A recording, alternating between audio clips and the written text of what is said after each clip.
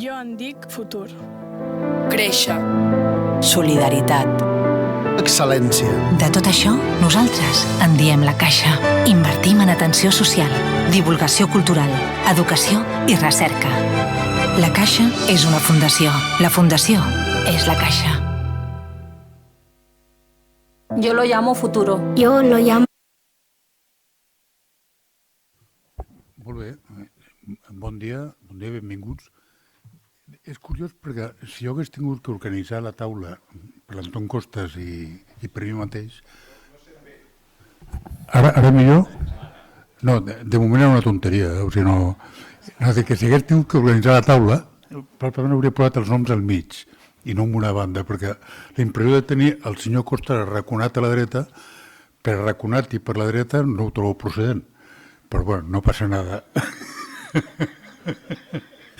En tot cas, benvinguts en aquesta nova sessió del cicle que venim organitzant a Fundació Fòrum Ambiental i amb Eurocat, a qui dono les gràcies naturalment i evidentment per la seva cooperació i gràcies als assistents per ser-hi un dilluns al matí que té objectivament el seu mèrit. I aprofito també, a més de donar les gràcies als organitzadors i als ponents, que agraeixo moltíssim la seva presència, també aprofito per demanar excuses als ponents de la segona taula rodona, perquè a 2:15 tindré que marxar, malauradament, i no es pot sentir en bona mesura en directe, encara que el sentiran diferit, perquè al tanto el que diuen que aquí es grava tot. Aquí todo se grava, o sigui, bueno, lo seguirem diferido. És un tòpic dir que vivim temps d'incertesa, de desconcert, de desorientació, i és cert, o sigui, a nivell universal, i també a casa nostra, i al nostre cas, a més, per raons també de tipus exclusivament domèstic, vivim temps complicats i també és un tòpic, o ja ha esdevingut un tòpic, dir que el món, les societats, necessiten un nou relat. Cal que algú s'afanyi a construir un nou relat que doni sentit, que ajudi a entendre, que permeti superar aquesta situació d'incertesa o de desconcert. Aquest cap de setmana he encetat l'últim, anava a dir totxo, no és massa respectuós, però l'última bíblia del Piketty, de les 1.200 pàgines. Com que les 900 pàgines del Capital al segle XXI li van donar molt bon resultat, va vendre 2,5 milions d'exemplars pesant 900 pàgines, a pensar, bueno, farem 1.200 i a veure què passa. Bueno, però aquest ja va per les 1.200, en realitat està molt bé. És d'una audacia intel·lectual notable i diu coses que són molt encertades, altres possiblement discutibles, però hi ha un esforç pel que he llegit fins ara, i no he arribat a la meitat encara, naturalment, i això requereix una mica més de temps, però hi ha un esforç per contribuir a construir aquest nou relat a base, en cert mode, de superar el març. La història de la humanitat no és la història de la lluita de classes, que deien Marx, simplificant molt, sinó és la història de la lluita d'ideologies i la història de la lluita per la igualtat. I aquesta tesi del Piketty, en aquest estudi tan ambiciós, sembla suggestiva. Efectivament, les ideologies han pesat a la història de la humanitat, les ideologies han pesat a la crisi del 2007-2008, segur que la ideologia a partir dels 80, Escola de Chicago, etc., va tenir un cert pes. Llavors, és molt important en aquest temps d'incertesa que hi hagi persones com el Piketty i com els ponents d'avui que contribueixin a ajudar-nos a tots plegats o que entre tots plegats puguem trobar aquest nou relat. O sigui, parlar d'humanitzar la globalització és una part importantíssima del nou relat. La globalització o és humana, o probablement no serà viable, no serà sostenible. El futur del treball és una de les coses que més neguiteja en els ciutadans en aquest país i a tot el món, previsiblement, i com construir una cooperació de qualitat per sortir de l'atzucac també és un tema que interessa vitalment a moltes persones. Bé, i prèviament a aquesta taula rodona amb aquests temes crucials tindrem la conferència inicial a càrrec de l'Anton Costas. El Antón Costas lo conocí en castellano con mi mujer y entonces nuestro idioma familiar es el castellano. O sea, cuando me dirijo a Antón no me sale natural hablarle en catalán. a veces con mi mujer, como insisto, nos conocíamos en castellano, cuando estamos en un contexto catalano parlante y nos quedamos solos, por inercia seguimos hablando catalán. Hasta que llega un momento que uno de los dos se da cuenta y se pasa al castellano. Es muy curioso, esto de los idiomas, los que tenemos la suerte de ser como mínimo bilingües, pues es muy curioso cómo intercambiamos. Si nos preguntan en qué idioma estamos pensando ahora, seguro que en muchos momentos, a muchos de nosotros nos gustaría concluir si estamos pensando en este momento en castellano o en catalán. Los que realmente tenemos la fortuna de ser perfectamente, bueno, perfectamente, o casi perfectamente bilingües, ¿no? Bien, en todo caso, Antón Costas nos va a hablar del nuevo contrato social verde que se emparenta con, creo, con la vanguardia intelectual a nivel universal. Hombre, dicho en inglés suena todavía mejor, ¿no? Lo del New Green Deal suena realmente atractivo, pero en todo caso es el esfuerzo que intelectuales de primer orden a nivel internacional están llevando a cabo, creo, para buscar una salida y una interpretación también a lo que está ocurriendo actualmente en la humanidad. Y, bien, de esto nos hablará Antón, entonces no voy a tratar de adivinar qué nos dirá en su conferencia, él nos lo dirá, pero sí me toca formalmente presentarlo. Tampoco voy a insistir mucho en la presentación porque es un poco patético, bueno, quizás excesivo, pero bueno, es un poco absurdo presentar a alguien a quien todo el mundo conoce. Entonces, pues no voy a presentar. Solo voy a contar 4 cosas de la figura de Antón que me divierten. Una es que es un economista que, a diferencia de muchos otros, no tiene miedo a los números. Los economistas, los que han estudiado más cosas, han estudiado Derecho, han estudiado cosas, Sociología, porque hay muchos economistas a los que los números les impresionan mucho. Bueno, Antón no es de estos. Como además de ser economista y ingeniero, pues es de los raros economistas que es capaz de manejarse con comodidad también con lo cuantitativo. Bueno, es catedrático de Economía, ha sido presidente del Círculo de Economía y actualmente preside la Fundación.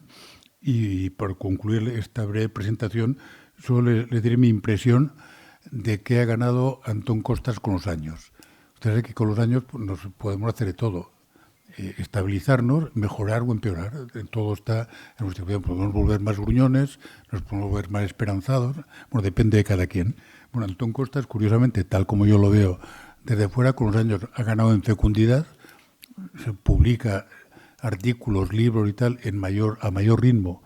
Esta es mi impresión de lo que había hecho nunca. Ha ganado en sabiduría, a menos que tenga mucho, eso faltaría, pero en todo caso no todo el mundo es capaz de ganar en sabiduría con los años. Creo que ha ganado en curiosidad intelectual y en libertad también intelectual. O sea, me da la impresión de Antón Costas se manifiesta con más espontaneidad y más, insisto, libertad intelectual de lo que nunca había hecho. Y además, y afortunadamente, ha seguido ganando en bonomía y conservando un notable sentido del humor.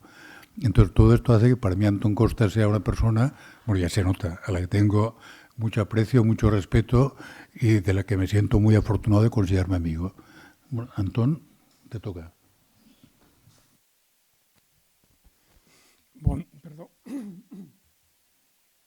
Buen día a tothom. Es un placer. Gracias, Leandro, por la invitación que me haces para estar hoy aquí y especialmente pues el placer que significa poder compartir este inicio de la mañana con todos ustedes. Muchas gracias. Y muchas gracias a Jaume, ¿no? por estas halagadoras palabras.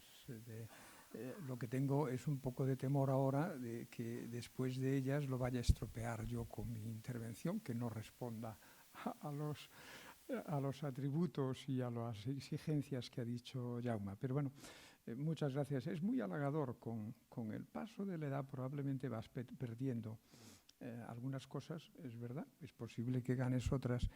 Pero una de ellas es que dejando de lado esa virtud que mi maestro Estapé me decía, vete con cuidado, con la humildad, porque es una virtud que está demasiado sobrevalorada, ¿no? La humildad. Entonces yo me acojo a esto y hago referencia a una anécdota de don Miguel de Unamuno, que parece que cuando iba a dar una conferencia, algo similar a esto de ahora, el presentador también dijo algo así como, bueno, don Miguel es muy conocido, no hace falta que me extienda, no sé qué, y dijo unas cuantas palabras halagadoras, pero parece que don Miguel en ese momento le echó la mano al antebrazo y le dijo, siga, joven, que mi ego da para más, ¿no?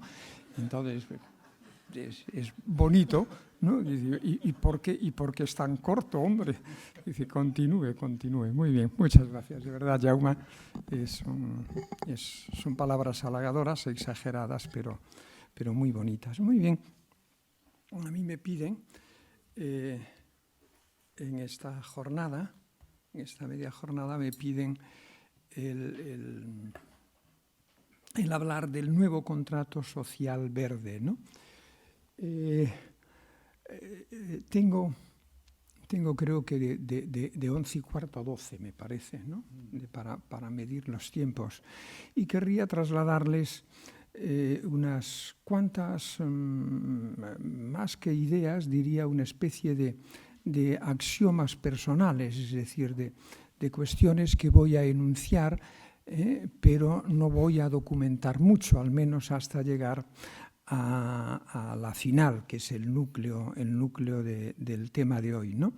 Pero sí que me gusta 5 cuestiones previas que voy a pasar muy rápidamente por ellas, pero que sí, insisto, me gusta ponerlas como entorno de lo que después diré sobre el nuevo contrato social verde. Las cuestiones son estas, volveré sobre cada una de estas de forma inmediata, un poco sobre el concepto de contrato social. Hablaré ahora un poquito y su función en el funcionamiento armonioso, cuando existe ese contrato social en nuestras sociedades. En segundo lugar, me preguntaré de dónde vino la prosperidad de los 30 gloriosos y la española de los años 60, 70, 80. ¿De dónde vino esa prosperidad? Y a continuación, ¿por qué la perdimos? ¿Por qué perdimos esa prosperidad inclusiva de los 30 gloriosos, que fueron aquellos 30 años donde el capitalismo funcionó bien, es decir, el capitalismo generó riqueza y la distribuyó bien, relativamente bien, donde es la etapa donde aparecen las grandes clases medias, las clases trabajadoras, clases medias en un sentido amplio, y donde se produce la expansión de la democracia, ¿no? Entre ellas en el caso de España también, ¿no? Ahora volveré un momentito a eso, ¿no? Pero me interesa ver un poquito después por qué se quebró, ese escenario armonioso donde la economía funcionaba en beneficio de todos los ciudadanos de nuestros países, ¿no? En cuarto lugar, haré una pequeña referencia al mundo en que estamos yendo a vivir, que tiene muchas dimensiones un poco preocupantes, la desigualdad una de ellas, el cambio tecnológico es otra, el cambio climático es otra, la nueva rivalidad entre imperios es otra. No me pararé en todas ellas, ya verán por qué las voy a utilizar, porque las quiero utilizar también para comprender, no justificar, pero sí comprender el populismo político, ¿no? En quinto lugar, les diré también de forma muy rápida que las políticas tradicionales, tanto las políticas macroeconómicas, la política monetaria en particular y la fiscal, pero también las políticas industriales tradicionales han dejado de funcionar. Y han dejado de funcionar porque la economía mundial ha cambiado. Ya somos conscientes de que la economía mundial ha cambiado, pero no somos aún conscientes, ni los economistas, ni la opinión pública en general, probablemente ustedes, ni tampoco los gobiernos, que esas políticas ya no nos valen. Y por último, que será el núcleo fundamental, que es un poco cómo intentamos ahora volver a buscar esa prosperidad inclusiva perdida. Cómo en esa búsqueda estamos utilizando diversos tipos de nuevos contratos sociales y en particular el contrato social verde. Esto será un poco mi desarrollo de la... Vuelvo al primer elemento, sobre el concepto de contrato social. Yo lo utilicé desde hace muchos años en mis trabajos y de hecho mi último libro lleva por título Un nuevo contrato social para que España funcione. Está más centrado en España, pero el concepto de contrato social lo he utilizado mucho y utilizo menos el de pacto social. Es decir, me gusta el término contrato social. Creo que tanto las sociedades modernas como las antiguas, las medievales o los imperios de Roma o de Grecia, me da lo mismo, toda sociedad o grupo social, la familia, pongo por caso cualquier otro, necesita para funcionar de forma mínimamente armoniosa algún tipo de contrato entre sus miembros. Un contrato que establezca derechos y deberes. Un contrato que fundamentalmente consiste en que aquellos a los que les va mejor en la sociedad o en la economía se comprometen a proteger a aquellos otros a los que no les va tan bien. El feudalismo es un gran contrato entre el señor feudal y sus siervos. Los siervos le prestan servidumbre al señor feudal, pero el señor feudal se compromete a muchas cosas en relación con los siervos, entre ellos a protegerlos de las racias de los bárbaros de cada época, ¿no? Es muy importante. Cuando no, el señor feudal no ejerce ese papel, el contrato se comienza a quebrar. En las sociedades aristocráticas del siglo XVIII-XIX, la nobleza, de hecho había un término que decía nobleza obliga. La nobleza tiene un contrato social también, con, no exactamente ciudadanos en aquel momento, pero con el pueblo. Y las democracias modernas, con mucho mayor motivo, tienen un contrato social. Cuando ese contrato social, por los motivos que sea, se debilita, se disuelve, el contrato social es como un pegamento invisible, metafóricamente hablando, ¿no?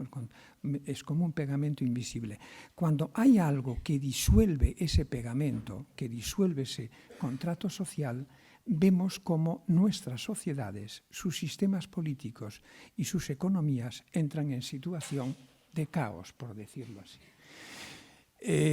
La filosofía política moderna, si ustedes van a ella, verán que todo buen filósofo político ha intentado buscar el contrato social que él creía que era el pegamento de su sociedad. Lo hace Rousseau, que emplea exactamente ese término. Lo hace Adam Smith. Lo hace modernamente John Rawls. Su gran libro sobre la igualdad es un esfuerzo por construir, desde el punto de vista filosófico, el contrato social de las democracias capitalistas. O lo hace Amartya Sen. A John Rawls lo conocen, probablemente lo han leído. Amartya Sen es un filósofo, premio Nobel de Economía, de origen indio, pero ciudadano británico, donde su gran esfuerzo es premio Nobel, sí, ya lo dije, premio Nobel de Economía, donde su gran esfuerzo es construir ese contrato social.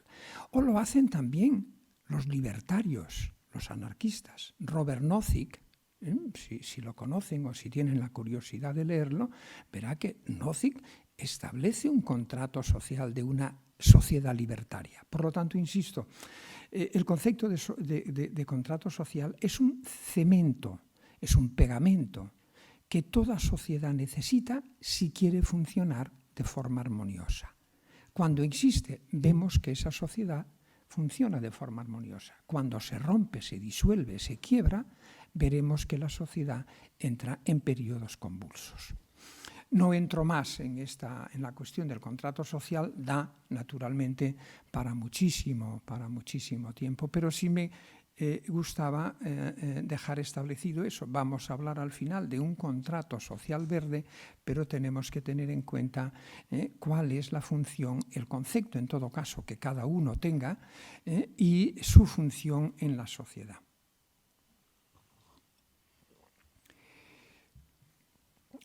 La aparición del capitalismo industrial del cual Barcelona es un ejemplo espectacular. El capitalismo industrial trajo, estoy hablando ahora de la segunda mitad del siglo XIX fundamentalmente, podía ir antes, pero el capitalismo, no el capitalismo comercial del que hablaba Adam Smith, sino el capitalismo ya industrial de la segunda mitad del XIX, fue un fenómeno humano portentoso. Creó una riqueza como nunca jamás se había visto en la historia de la humanidad.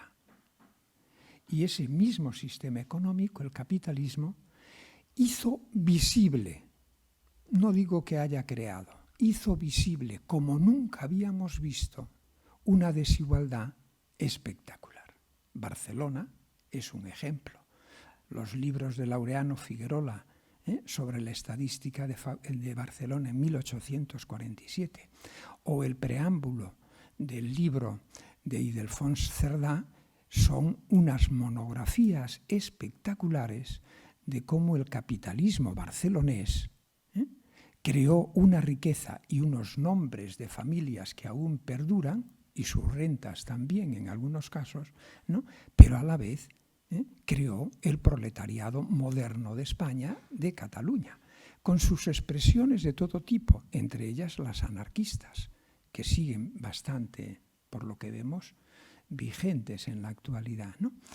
Pero, insisto, la idea es el capitalismo industrial trajo una riqueza espectacular y trajo también, o hizo visible, una desigualdad espectacular. ¿Recuerdan aquel libro, aquella novela de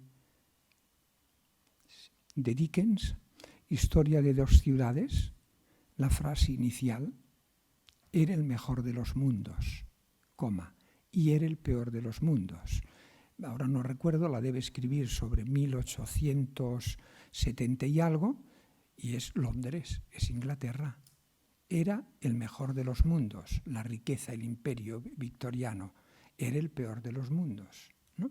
La pobreza extrema y el abuso del mundo obrero y de los niños y niñas, ¿no? Las clases, las élites del momento no entendieron nada, no entendieron la importancia que tiene la existencia del contrato social, de la equidad, y eso llevó a la Primera Guerra Mundial, ¿no? Curiosamente, a la salida de la Primera Guerra Mundial, esas mismas élites no entendieron nada y, como ustedes saben, se volvió al sistema anterior al acabar la Segunda Guerra Mundial, entre otras cosas en el plano económico, con la vuelta al patrón oro. Aquello fue un desastre, aquello llevó, entre otras cosas, a la crisis financiera de 1929, llevó a la Gran Depresión de los años 30, llevó a la aparición de los populismos autoritarios, del fascismo y del nazismo, llevó a la Segunda Guerra Mundial. Pero a la salida de la Segunda Guerra Mundial sí que las élites aprendieron que no se podía volver al mundo anterior, que había que crear un nuevo mundo y que habría que crear, por lo tanto, un pegamento, un contrato social, que es el contrato social de la posguerra. A grandes rasgos, en lo que a mí me interesa ahora aquí, aquel contrato ¿en qué consistió? Estoy hablando ahora segunda mitad de los 40, principios de los 50, ¿en qué consistió? En que las izquierdas, tanto las izquierdas políticas, los partidos comunistas, laboristas, socialistas, los incipientes socialdemócratas, como los sindicatos de clase, que tenían hasta ese momento como objetivo único e irreconciliable el echar abajo al capitalismo, las izquierdas, insisto, estoy hablando de una manera un poco grosera, no con pincel, sino con brocha, ¿no? Las izquierdas vinieron un poco a decirle a las derechas, dice, miren, nosotros estamos dispuestos a legitimar el capitalismo si es un capitalismo regulado. Y si a la vez ustedes, conservadores, liberales, derechas, si quieren, están dispuestos a apoyar un nuevo Estado social que distribuya mejor la riqueza que crea el capitalismo. Es decir, es muy importante, es un contrato un contrato entre dos partes, que dibujo de forma muy grosera. Las izquierdas dicen sí, por primera vez estamos dispuestos a legitimar que el capitalismo regulado, reformado, keynesiano, si quieren, puede ser un buen sistema económico de creación de riqueza. Pero ustedes se tienen que comprometer a la aceptación y financiación de un nuevo Estado social que tenga dos grandes objetivos. Uno, la igualdad de oportunidades. Dos, la erradicación del que era el problema más importante, el problema social, desde finales del siglo XIX, la pobreza de mayores, que venía cuando las crisis destruían el trabajo, los trabajadores perdían el trabajo y se quedaban sin ingresos de ningún tipo, pobreza. Cuando tenían una enfermedad no había cobertura, perdían el trabajo, perdían los ingresos, entraban en la pobreza. Y la tercera fuente de desigualdad, cuando tenían, entre comillas, que jubilarse, recuerden que la esperanza de vida media en el año 50 eran 53 años, cuando tenían que jubilarse no había cobertura a la pérdida de ingresos del trabajo, entrabas en la pobreza, a no ser que alguna institución benéfica o algún hijo o hija, preferentemente, te acogiese, ¿no? ¿Qué se hace en ese contrato social? Insisto, se acepta que el capitalismo reformado, al cual le vamos a llamar a partir de ahora economía de mercado o economía social de mercado, es un sistema económico que se legitima por parte de la sociedad, pero a la vez las derechas aceptan el crear un nuevo Estado social con esos dos objetivos y con 4 grandes nuevas instituciones públicas fundamentales para esos dos objetivos. La creación por primera vez de sistemas educativos universales y gratuitos, igualdad de oportunidades, y 3 instituciones para erradicar la pobreza de los mayores: seguros públicos de desempleo, sistema sanitario público y sistemas públicos de jubilación. Ese es el contrato social. Y sus efectos fueron espectaculares. Se llama en economía los 30 gloriosos. Son 3 décadas donde todo mejoró. La economía funcionó relativamente bien. El sistema financiero estuvo relativamente controlado. Se creó riqueza y se repartió bien. Aparecieron las clases medias, mis padres, gentes con una fuerte ética del trabajo, a los cuales la economía les dio por primera vez un trabajo estable, con un salario que no daba para hacerse rico, pero sí para construir una vida de clase media. Es decir, tener una vivienda en propiedad, tener un coche y tener la posibilidad de hacer vacaciones. Muchas más cosas, pero estas 3 son elementos de clase media, ¿verdad? Funcionó de maravilla. España construyó este contrato. Si ustedes tienen la curiosidad o la buena memoria, algunos, de recordar los llamados, porque nunca se llamaron así, acuerdos de la Moncloa o pactos de la Moncloa de marzo de 1977, si tienen la curiosidad de verlo, verán que aquel acuerdo no era a secas un simple acuerdo salarial, aquello era un contrato social. Quizá por eso me di cuenta hace poco que me pidieron en el Instituto de Estudios Constitucionales, me pidió un trabajo para conmemorar la Constitución y me pidió un trabajo sobre la Constitución desde el punto de vista económico y caí en la cuenta de una cosa que no sabía. La Constitución española es la única Constitución occidental que dedica un artículo a cuál es el sistema económico del país. No hay ninguna, ni la portuguesa, que dedique ningún artículo a cuál es la Constitución económica. España sí dedica un artículo y dice el sistema económico será la economía social de mercado. Es decir, ¿por qué motivo en el año 78 nuestra sociedad tiene que incorporar explícitamente, cuando ninguna otra, ni la alemana, ni nadie, ni la portuguesa, que es la antecedente a la nuestra, probablemente porque ese contrato social las izquierdas pedían un nuevo Estado social, pero las derechas no las tenían todas consigo, que aquellos comunistas y socialistas que estaban llegando y los sindicatos no les acabasen metiendo,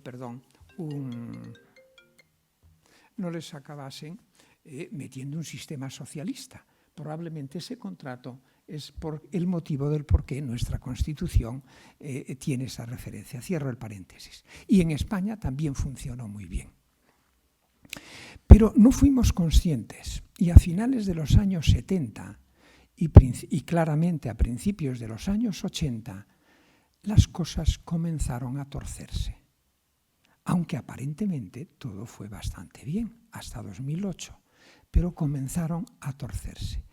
La desigualdad comenzó a volver a las democracias capitalistas, aunque hasta la llegada de Piketty no lo tuvimos, y de Branko Milanovic, que hay que respetarlo, no fuimos muy conscientes, ¿no?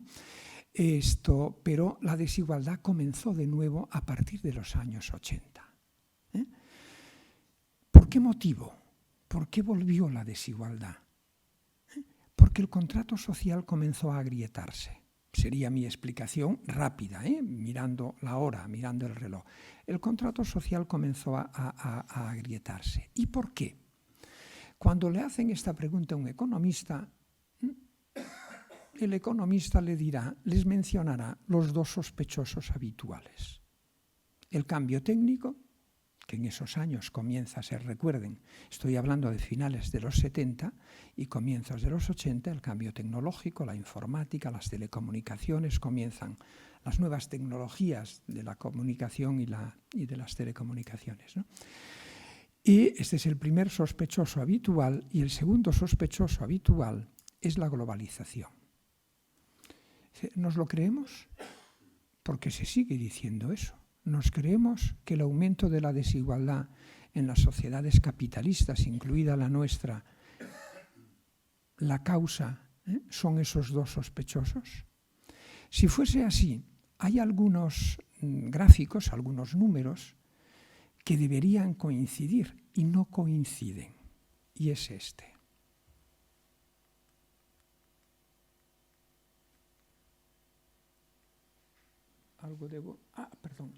Este. Miren, eso es la evolución, no entro en el detalle de cómo se calcula, no entro. Eso es la evolución de la desigualdad en el último siglo y cuarto, desde 1900. Es un cuadro que me he dado cuenta, no sé si tiene la fuente, pero es de Piketty, es del libro de Piketty, ese que le hizo rico vendiendo 2 millones de ejemplares, ¿no? Que es la aspiración de todo economista, ¿no? Pero claro. Hablando de la desigualdad, pues él se ha hecho más desigual que a los demás economistas, pero bueno, está bien, no voy a hacer. Ese es en el eje horizontal, en el eje de abscisas, está un siglo y cuarto, más o menos. Y en el eje vertical está una forma de medir la desigualdad. La idea que les traslado es que es una idea, no tienen por qué compartirla. La idea es, cuando la desigualdad en una sociedad capitalista es del 30%, alrededor del 30%, esa sociedad funciona relativamente bien, armoniosamente bien y se sostiene. Cuando la desigualdad aumenta más allá del 40-45%, vamos a ver grandes problemas en esa sociedad. Esas dos gráficas, la que comienza en 1900 por arriba, por lo tanto, más desigual es Europa. Europa comienza el siglo XX más desigual que Estados Unidos, que está por debajo. Pero si se fijan, a medida que van pasando las décadas, Europa se va haciendo menos desigual, por decirlo así, y Estados Unidos se va transformando en más desigual. Ese cuadro tiene 3 etapas claras, que son como tres etapas de 30 años cada uno. Los 30 primeros años son tremenda desigualdad, historia de 2 ciudades, ¿recuerdan de Dickens? Es decir, tremenda desigualdad y malestar social, caos populismo, caos político, quiebra de las democracias. Algo pasó en los años 40, 30 y ya 40, que fíjense, la desigualdad tanto en Estados Unidos como en Europa se desploma y entra en un valle de relativa igualdad un valle de relativa igualdad durante 30 años, los 30 gloriosos, de los que acabo de hablar. Y a finales de los 70, comienzos de los 80, algo comienza a estropearse. Comienza a aparecer de nuevo la desigualdad que ha llegado a niveles previos a las 2 guerras mundiales. Pero la idea, este gráfico se lo utilizo para responder a aquella pregunta. ¿Son realmente el cambio tecnológico y la globalización las causas de la quiebra del contrato social, de la desigualdad y la pobreza y la quiebra del contrato social? Si fuese así, Estados Unidos y Europa deberían estar moviéndose con la misma, no solo tendencia, que la tendencia es la misma, sino con la misma intensidad. Y no es así. Por lo tanto, además, en su caso del cambio técnico y de la globalización, tiene que haber otro sospechoso que no se menciona normalmente. Y ese sospechoso existe. Si ustedes ven de nuevo los años finales de los 70, tengo que ir rápido, fíjense, en los 70 hay un giro muy importante en la visión de cómo ha de funcionar la sociedad, en la filosofía social, en la filosofía política y en la filosofía económica. Llega Margaret Thatcher y dice: la sociedad no existe, solo existen los individuos. Y eso va a explicar mucho las políticas después llamadas neoliberales, las políticas de liberalización de los mercados, de liberalización del capitalismo regulado, las políticas de privatización, entre otras. Y a continuación llega Reagan, y Reagan dice: el Estado es el problema. Por lo tanto, el contrato social que se basaba en uno de los elementos era el Estado social, va a partir de ese momento a sufrir determinado tipo de ataques, ¿no? Es, a mi juicio, esta tercera explicación, esta tercera causa de naturaleza política y económica, la que explica el aumento de la desigualdad de forma espectacular en Estados Unidos y otros países anglosajones como es el Reino Unido, y de forma más moderada en el caso de Europa, porque aún siendo capitalismo, el capitalismo es como el colesterol. Lo hay de muchos tipos, bueno y malo. El europeo es un capitalismo, pero en ese sentido mejor, produce menos desigualdad. España, estamos dentro de la gráfica como europeos. Si la desglosase, si la sacase, verían que los españoles, a efectos de lo que estoy hablando, somos europeo-continentales, pero a efectos de lo que estoy hablando, somos anglosajones honorarios. Nuestra curva se nos acerca a la curva anglosajona de desigualdad y de pobreza. Y como consecuencia, las clases medias comienzan a debilitarse, a jibarizarse y a continuación, cosa que es automática, no nos debería sorprender, las democracias comienzan a tener problemas. Es automático, no hay opción ninguna, ¿no? No hay opción. Por lo tanto, llegado a este punto, insisto, el contrato social de la posguerra, el contrato a veces llamado socialdemócrata, de forma imprecisa, porque fue un contrato entre los cristiano-demócratas y los socialdemócratas, ¿no?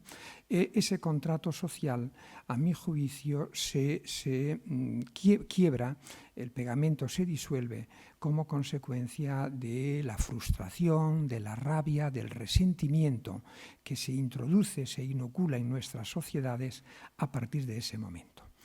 Pero este resentimiento no explicaría durante unos momentos, meses o quizá años, en los últimos años, pensé que el populismo era la expresión inmediata. Hay otras explicaciones más culturales, pero hoy no he venido a hablar del populismo. Hay otras explicaciones de tipo cultural del populismo relacionado con guerras de valores y todas. Yo me apunto más a la explicación económica, ¿no? Económica social.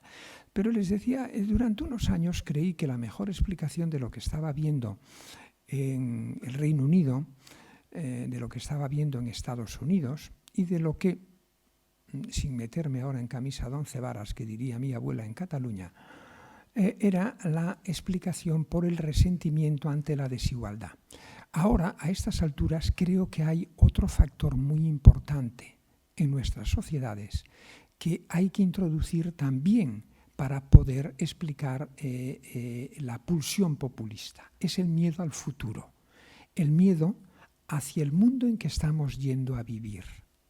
Es decir, por un lado, insisto, hay resentimiento por el hecho de que la riqueza que se creó se ha repartido mal y a mí me ha dejado atrás, a mí me ha dejado en la cuneta.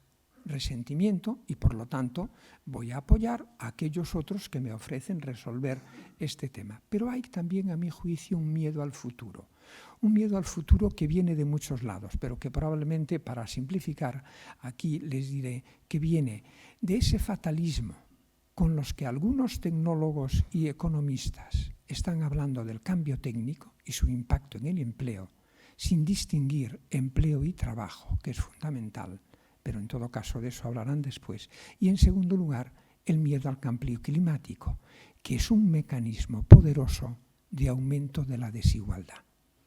Poderoso. Y si no, miren Francia y los chalecos amarillos, poderoso.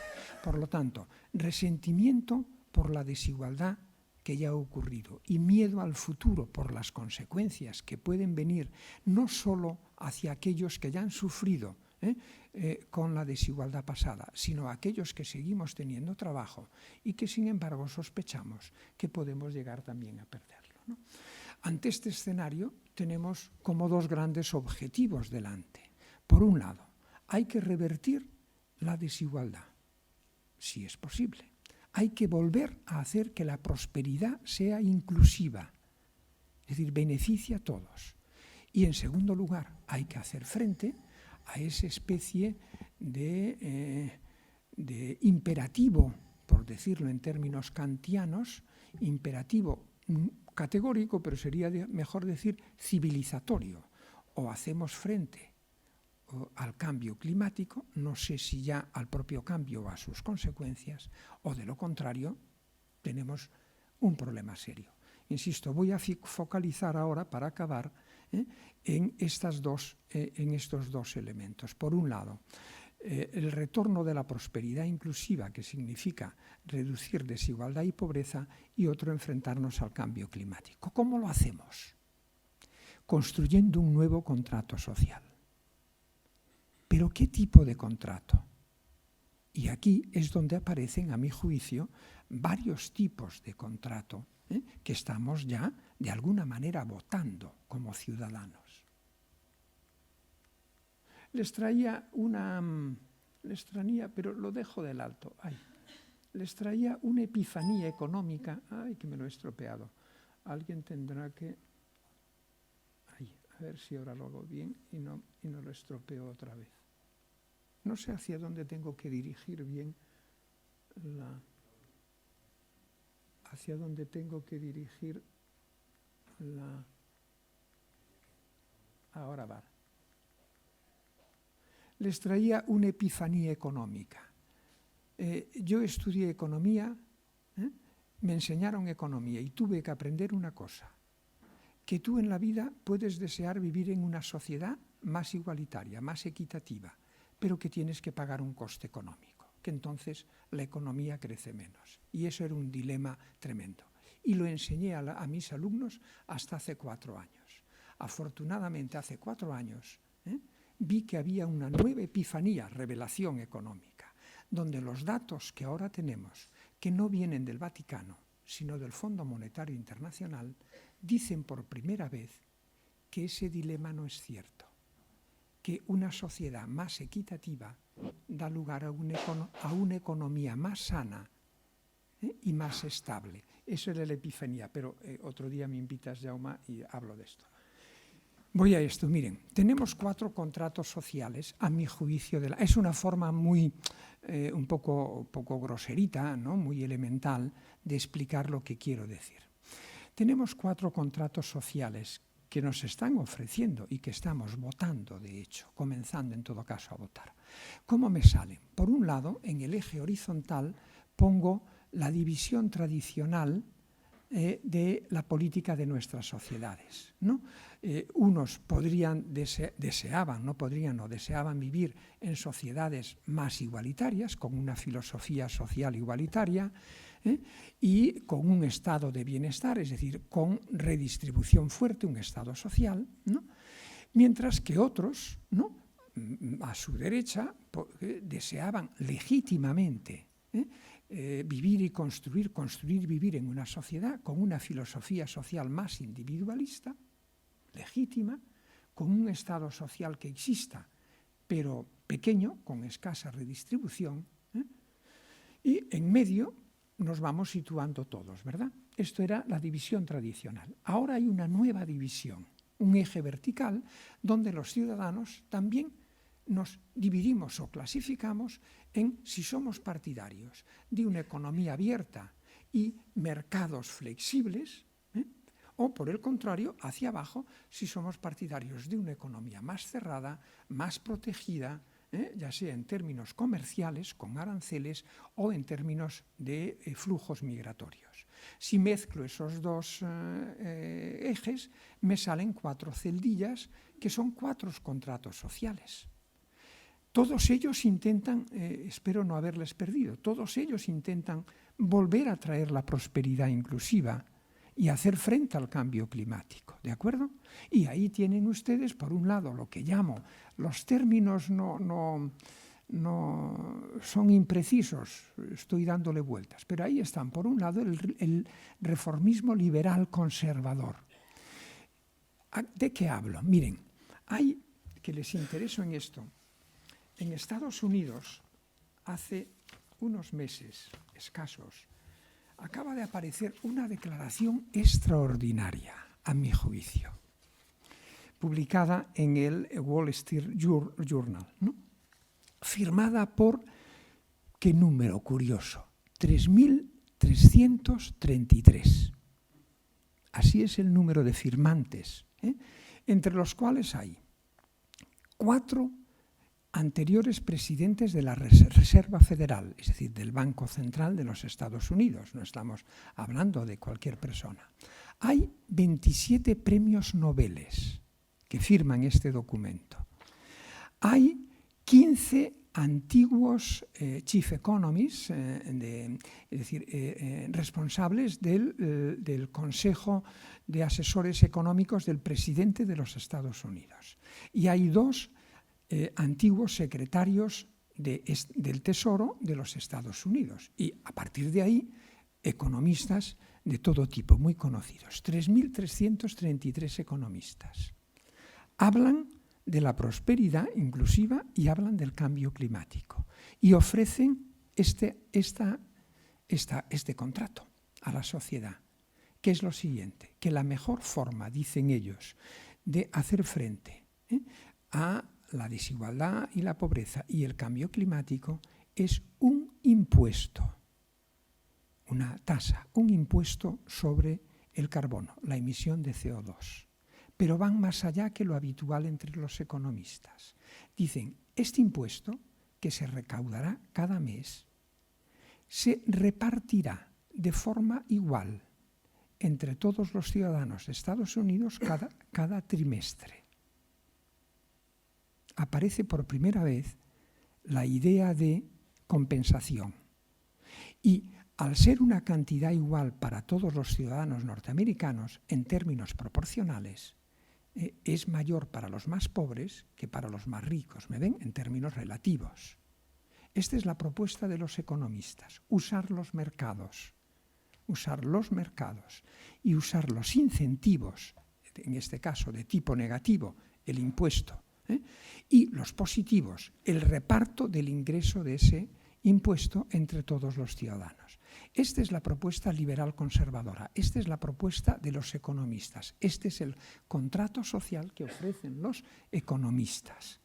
Se basa en la idea de economía abierta, mercados flexibles, utilizar el mercado y utilizar la idea de que los incentivos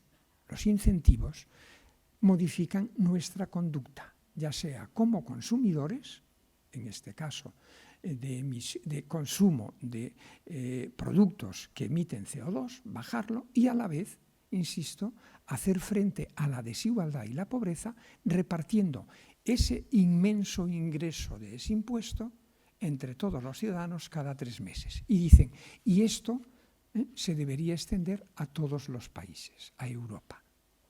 Esta es la propuesta, digamos, de los economistas que casa bien en ese cuadrante. Frente a esa propuesta hay otros 2 contratos sociales nuevos.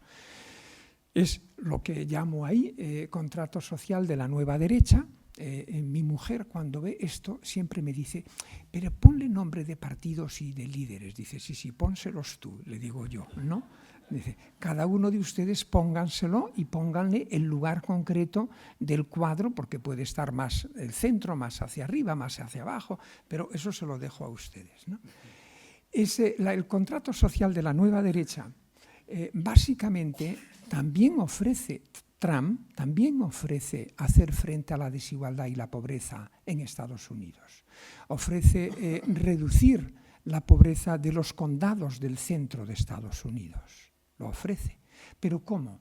Lo que hace es vía redistribución a través de los aranceles. Yo creo que intuitivamente lo ven, ¿no?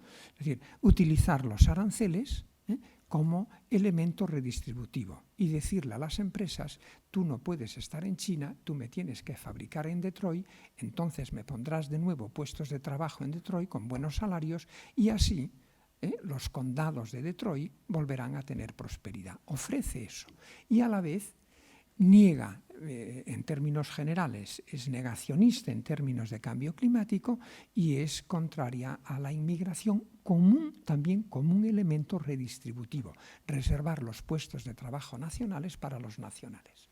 Frente a eso está el 3, el contrato social de izquierdas, que lo simplifico muchísimo, porque supongo que aquí hay personas pues, que se sienten en ese cuadrante, pero al simplificarlo digo que confían en reducir la desigualdad y la pobreza por la vía de la redistribución, redistribución, impuestos y gastos. Y a la vez con ciertos programas, ahí me falta una cosa, con renta básica universal y garantía me falta ahí eso, voy a anotarlo, y en garantía de empleo público. Y por último, me aparece lo que en términos norteamericanos es progressive, nuevo progresismo, nuevos progresistas, a los cuales asocio el llamado Green New Deal. Como saben, el Green New Deal fue una propuesta que lanzó el año pasado un grupo de congresistas norteamericanos liderados por una joven congresista por el estado de Nueva York, la Alexandria Ocasio-Cortez. Realmente un fenómeno político nuevo.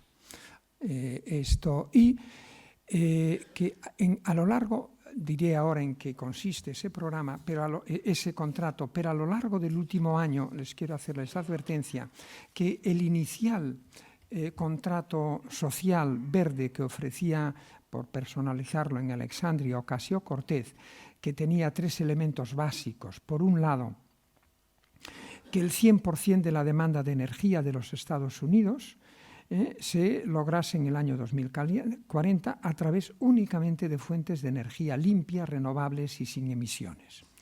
En segundo lugar, el compromiso para construir o actualizar las redes de energía necesarias, eficientes e inteligentes, ¿no? Y en tercer lugar, actualizar todos los equipamientos de Estados Unidos, entre ellos los edificios residenciales de Estados Unidos, y construir nuevos edificios para lograr la máxima eficiencia energética. La idea de Ocasio-Cortez viene a ser una actualización moderna del discurso, a mi juicio, del discurso del año 32 de Roosevelt, de Franklin Delano Roosevelt. Franklin Delano Roosevelt, durante el periodo electoral para las elecciones fue partidario de la austeridad frente a, recuerden, año 32, estamos en plena depresión, pero tuvo algún tipo de conversión a los San Pablo, de caída del caballo mientras se acercaba a la Casa Blanca, que su primer discurso a la nación es donde utiliza por primera vez el New Deal, el nuevo contrato social, que era de alguna manera hacer una movilización extraordinaria de todas las energías del país.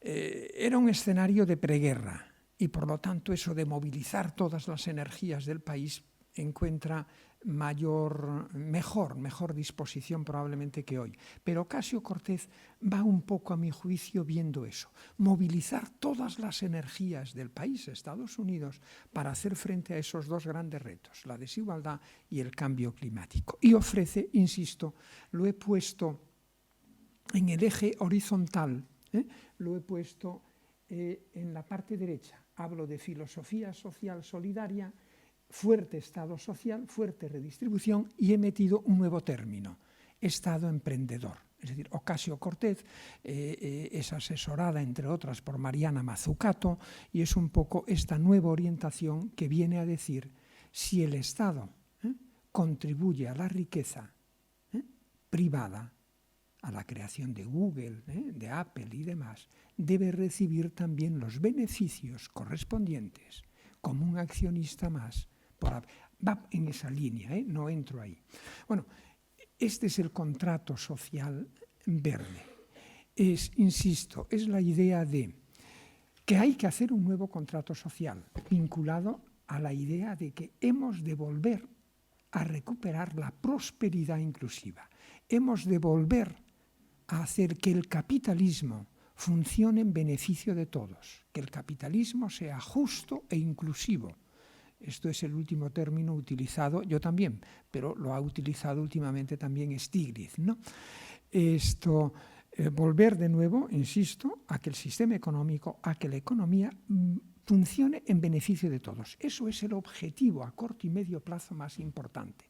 Lo que hacen los partidarios del nuevo contrato social verde es aprovechar el reto climático, que es un reto civilizatorio, un imperativo civilizatorio, a utilizar ese otro desafío para meterlo dentro del contrato social. ¿Me ven? Y es a partir de ahí donde aparecen algunas nuevas iniciativas muy interesantes que debatiremos sobre ellas las próximas décadas, no digo los próximos años, las próximas décadas. Y una de ellas, y ya acabo, una de ellas es la defensa del compromiso del Estado de suministrar un puesto de trabajo con un salario mínimo determinado a todo aquel ciudadano que lo pida. Esto es volver a Keynes, pero más renovado. Keynes sostuvo en los años 20 que hay momentos, no entro en por qué lo decía, pero que hay momentos en que los mercados, el capitalismo, el sector privado, no es capaz de ofrecer puestos a todos los trabajadores que deseen trabajar. Esto es la idea de Keynes. Frente a esa situación, Keynes en aquel momento lo que dijo es: el Estado tiene que intervenir para gestionar la demanda agregada de la economía. Es como tiene que crear y gestionar un banco de sangre que cuando el cuerpo económico esté bajo, pues meta directamente transfusiones de sangre. Dice, pero ¿está seguro que llegarán a los pies? Se le podría preguntar a Keynes, a los brazos o no sé qué. Keynes ahí no respondía ya. La idea era que si tú insuflas, ahí la demanda agregada, si tú insuflas en ese momento transfusión, que el sistema acabará llevando esa nueva sangre a todos los lugares del cuerpo, acabará creando puestos de trabajo. Pero la idea que me interesa que retengan es que Keynes admitía que el sector privado, que el capitalismo, hay momentos en que no es capaz, no tienen por qué aceptarlo, entiéndame, pero era la hipótesis de que no es capaz de crear esos puestos de trabajo. ¿Cómo lo resolvió él? Con la idea de demanda agregada. El Estado como gestor de la demanda privada. ¿Cuál es ahora la idea que les traslado? Miren, les he dicho muy de pasada, estamos viendo que la economía ha cambiado, que la baja inflación ya no es un problema coyuntural, que la baja inflación va a estar con nosotros durante mucho tiempo, no sé si eternamente. Pero si aceptamos este axioma de que la baja inflación va a estar con nosotros, las teorías, entre ellas de Friedman, que decía que la inflación era un problema monetario que se podía, por lo tanto, controlar, inflación alta o baja, hiperinflación o hipertensión o hipotensión, ¿no? Dice, si es un fenómeno monetario, entonces puedo creer que a través de política monetaria lo puedo controlar. Los bancos centrales y su función moderna, a partir de su independencia, la de los bancos centrales, que es desde los años 80, va para eso. A usted le doy, que es un tecnócrata, que sabe de esto, le doy el objetivo de que me regule la política monetaria para mantener una inflación tolerable. En el caso de Europa, el 2%. Pero ahora estamos viendo una cosa, que la inflación va a ser baja, muy baja, durante mucho tiempo, y que la política monetaria ya no me va a ser capaz de gestionar la demanda agregada. Si no me gestiona la demanda agregada y yo tengo un problema de desigualdad y de desempleo, ¿cómo lo arreglo? Dos opciones. Una renta básica universal, no las rentas de inclusión, una renta básica universal. Otra salida, garantía pública de empleo en condiciones buenas de trabajo y con salarios mínimos establecidos. ¿Me ven las dos alternativas? Porque yo tengo que llevar la prosperidad de nuevo a mis países. Porque es que si no la llevo, la sociedad me saltará por los aires, me arderá en las calles. Y la democracia me desaparecerá. Yo tengo que volver a esa prosperidad. Si uno, este objetivo con el del cambio climático, ¿qué puedo hacer? Una cosa que es nueva. Y ahora sí acabo por el tiempo, que es nueva. Que es ¿dónde tengo los principales problemas de desigualdad? No los tengo en las grandes ciudades. No vota Brexit Londres. No vota Manchester el Brexit. No vota Nueva York a Trump. ¿Quién no vota? La desigualdad territorial. Las comunidades que eran relativamente prósperas hasta los años 70-80, piensen en su país, el más cercano, y que han perdido prosperidad. Yo tengo que volver a llevar la prosperidad a esas comunidades. ¿Y cómo lo puedo hacer? Fantástico. Dice, mire, en vez de hacer lo que hasta ahora hacíamos, que era llevar a la gente, decirle a la gente que se fuese allí donde había puestos de trabajo, que emigrase, y si se quería quedar en su comunidad, que aceptase que iba a pasar desapercibida, o por el contrario, traer los puestos de trabajo a donde vive la gente, a las comunidades más tocadas. ¿Y cómo? Si yo mezclo el objetivo medioambiental con el de la prosperidad, yo puedo poner en marcha a nivel territorial nuevos programas de empleo público que le den trabajo buscando la conservación de la naturaleza. Imagínense bosque, tengo que acabar, me he pasado. ¿Se lo imaginan? La idea es la que quiero que retengan. Las políticas tradicionales, tanto macroeconómicas como industriales, no me funcionan porque la economía ha cambiado. Tengo que inventar otras cosas. El contrato social verde me ofrece una posibilidad. ¿Cuál es mi pronóstico? Que veremos a lo largo de los próximos años y décadas una cierta convergencia entre el contrato social 1 y el contrato social 4. Que veremos una convergencia entre la propuesta de los economistas, que por sí sola hoy ya no puede frenar el cambio climático, y la propuesta del nuevo progresismo, que solo con grandes inversiones y regulaciones, solo con eso tampoco lo conseguirá. Mi pronóstico es que iremos viendo esta convergencia. Si los dioses no son graciosos y nos conceden ya mucho tiempo, podremos ir viendo si esta conclusión es acertada. Muchas gracias.